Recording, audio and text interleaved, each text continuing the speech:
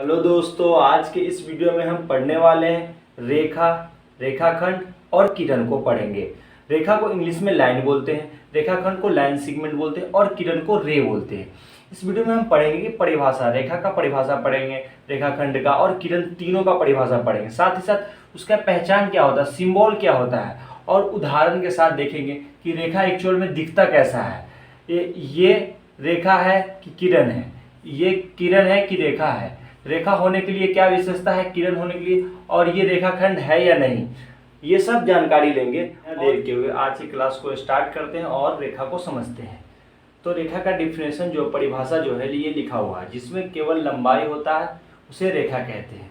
जिसके दोनों छोर पे तीर का निशान होता है उसे अनंत दूरी तक बढ़ाया जा सकता है। मतलब क्या हुआ कि जिसमें केवल लंबाई हो, ये देखिए ये केवल लंबाई है और इसके दोनों छोर पे तीर का निशान हो, उसे अनंत दूरी तक बढ़ाया जा सकता है। मतलब इसको आप अनगिनत इन्फिनाइट तक बढ़ा सकते हैं, इधर भी इन्फिनाइट तक बढ़ा सकते हैं, जितना दूरी चाहे आप उतना दूर तक ले जा सकते हैं।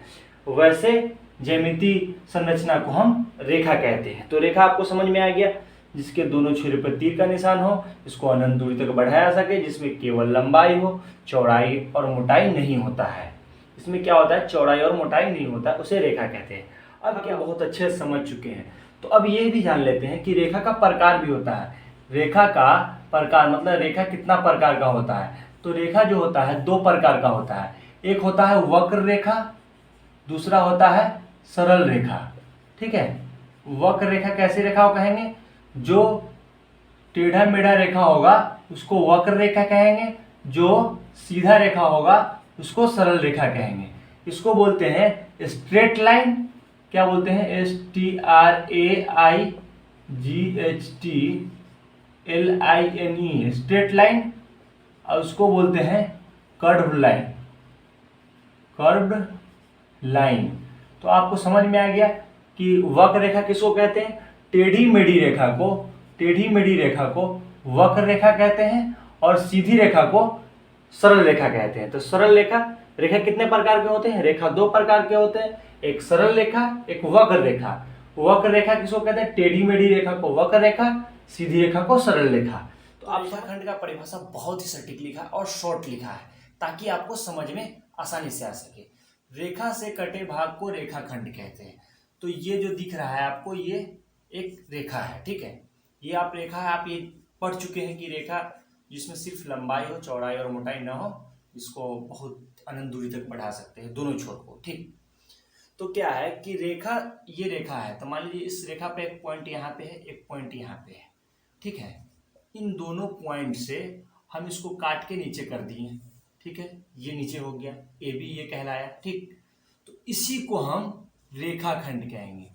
ये क्या होता है कि रेखा का कटा हुआ टुकड़ा है, क्या है, ये रेखा का कटा हुआ टुकड़ा है, इसको हम रेखाखंड कहेंगे। या दूसरा डेफिनेशन बोले कि दो पॉइंट को, जैसे मान लीजिए एक पॉइंट यहाँ पे है, एक पॉइंट यहाँ पे है, ठीक, तो इसका नाम हम P दे देते हैं, इसका Q दे देते हैं, ठीक। ये समझ में आया कि दो पॉइंट हम लिए।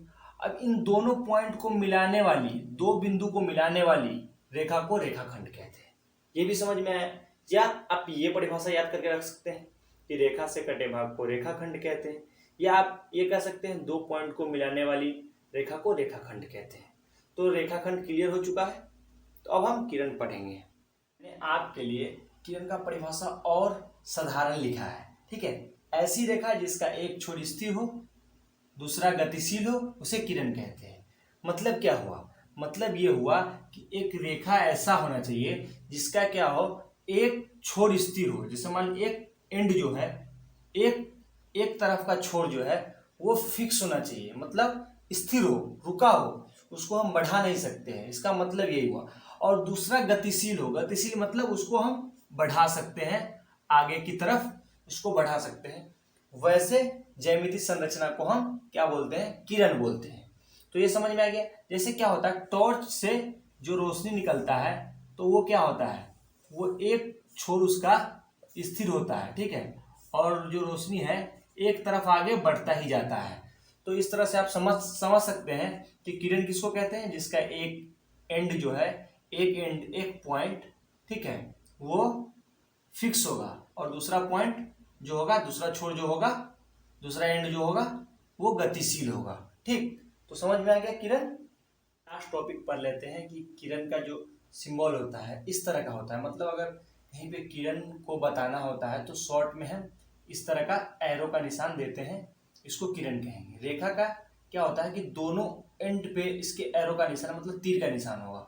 और इसका जो रेखाखंड है इसका क्या होता है, दोनों एंड फिक्स होता है।